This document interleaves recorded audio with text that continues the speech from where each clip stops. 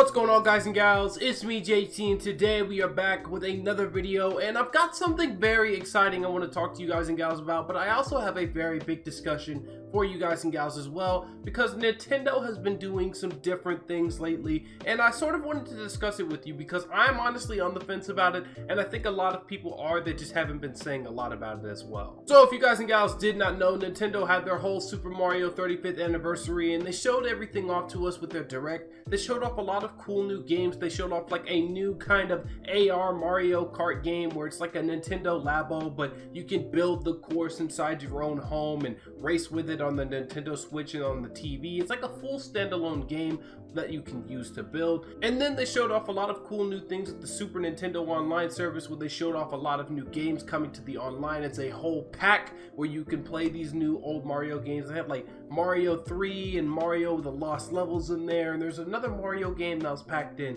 that looked amazing as well. Then they also went about and they showed off something completely different, which I was shocked at, and they showed off the new competitive battle royale game for Super Mario Bros. It's called Super Mario 35, and it looks kind of confusing. I'm not sure what this game is about, really. I'm not sure if this game's gonna be crazy good or crazy bad. I'm not even sure how the game works. They had a very complicated way of explaining how it went about. But that comes out in October 1st, so we'll be seeing a lot more of that game arise, and I'm excited for that too. They also showed off Super Mario 3D Land, and they showed that off of the Switch, and that it's coming with a Bowser's Fury DLC. So that's something very cool because that was one of my favorite Super Mario 3D titles as well. I really enjoyed that game. I think that game was amazing, and I'm glad to see it coming over to the Switch and getting some new light as well. But finally, I wanted to tell you guys and gals something new that they put on the Switch. This was their icing on the cake announcement, the last tidbit, and they showed off that they are introducing a Super Mario 3D All-Stars game package that included Super Mario Galaxy, Super Mario 64, and Super Mario Sunshine,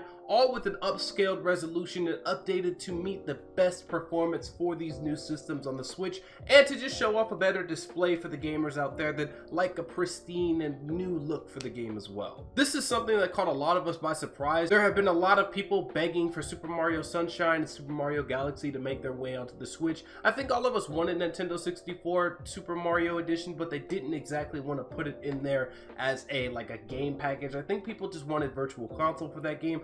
But again, we got the games on the Nintendo Switch, and this game is going to be purchasable this month on September 18th, and it's going to run all the way to 2021 of March. But that last part there is something I wanted to talk to you guys and gals about, because I'm very on the edge about that whole decision. Now, if you guys and gals did not know, Nintendo, the whole development behind this Super Mario 3D All-Stars game package, is going to only be available between this month of the 18th here, September 18th, all the way to March 2021. They're going to take away both the physical and the digital online version as well, and they're going to pull that from the market, and this is something that we haven't seen Nintendo do. I think the last time we saw Nintendo do this was specifically with Cooking Mama, because that game turned out to be some type of piracy or some type of Bitcoin mining ware that wasn't exactly the game that it was supposed to be, and we haven't really seen Nintendo do this with anything else. And I sort of wanted to talk to you guys and gals about it and give my opinion on the view of this, because I just don't like the idea of that. I think that this is something very cool, and I understand that they're doing it for the 35th anniversary of Super Mario,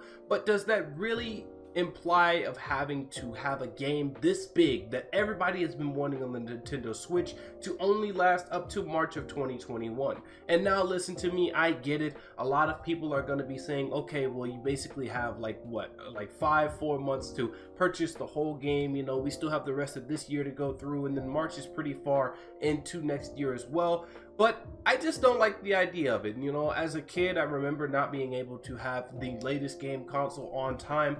I know that a lot of kids are going to get their new Nintendo Switch systems, and they're going to get it for that first month of December, and then they're not going to be able to get that many games afterwards. You know, I think of the kids as well, because they can't really control what they want to get. Sure, they can go on ahead and they can purchase Mario 3D All-Stars in that Christmas frame with their Nintendo Switch, but that's most likely going to be the only game that they get. And while that is a lot of content, for granted, for $60, that's a lot of content that kids can play all the way up to next year. It still sucks to see that a game like this is being put on a limited time event, especially during today's climate and how today is doing in terms of money. You know, we have a whole virus running around, and I know a lot of you are also going to say, okay, well, if you don't have the money to buy the game, don't buy the game. But that's still going to rip a lot of people off, because there's some people that want to play this game that just aren't financially stable right now. So I think it's a very different move from Nintendo, and I don't know why they went about this way. You know, it seems like Nintendo, whenever they have something amazing, a great plan, something always going good,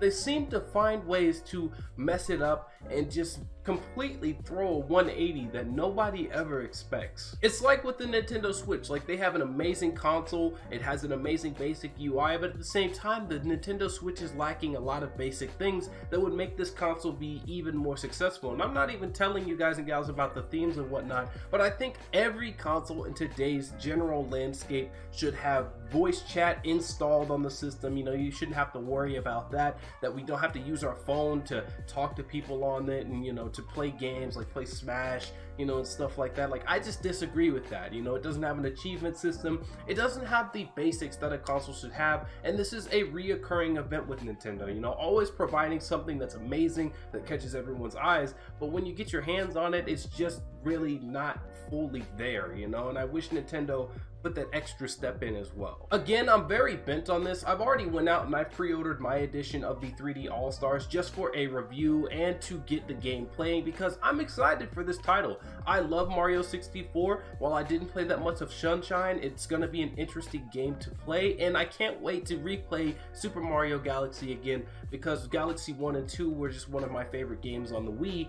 But it's a very interesting move, and I want to know what a lot of people are thinking, because, you know, there's some people that just simply can't afford to purchase a game, to pre-order a game right now, and I know that the digital editions are going to be there for a long period of time, but the physical releases are going to be something that's a big problem too. I worry about people taking the physical editions, going online and flipping those for about maybe $80 to even $100. You guys and gals saw what they did with the SNES and the NES Mini, so I assume that this is going to occur and people are going to buy more than just one game and flip it online. So Nintendo's sort of creating a lot of scalpers, and I just disagree with this whole thing, and hopefully they don't keep it like this. You know, I feel like this is just a FOMO tactic. It's a fear of missing out tactic, so that they can get as many people in on the boat and cash out while they're at it. Because I feel like sometime after March, they're probably just going to re-release it and show it off and maybe update a couple things before they throw it out again.